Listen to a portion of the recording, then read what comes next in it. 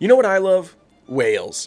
Whales have a very interesting and diverse history here on planet Earth, with all kinds of different species showing up in the fossil record. But one in particular that I think really stands out from the crowd is this handsome looking fella right here, known as Odobenocetops. Now, Odobenocetops is a type of tusked whale that lived in the Miocene. They possess two asymmetrical tusks, with one being significantly longer than the other, which is something that just really gives it an interesting look that I just absolutely love. Now, you'll also notice that it's pretty similar to the tusks of modern-day narwhals, and they are closely related to modern-day narwhals, but it seems like the tusks were, they evolved independently from narwhals, which means that that's an example of convergent evolution. Now, of course, the orientation of the tusks on Odobenocetops is, just very different from that of narwhals anyway. The exact purpose of these tusks is currently not really too known, but it's thought that it was likely mostly used for social signaling. Because the tusks are very long and fragile, which means they likely would not have been too good in combat. However, it's also noted that they have a large range of motion in their necks, even more so than modern-day belugas, which implies that maybe they used their tusks for something that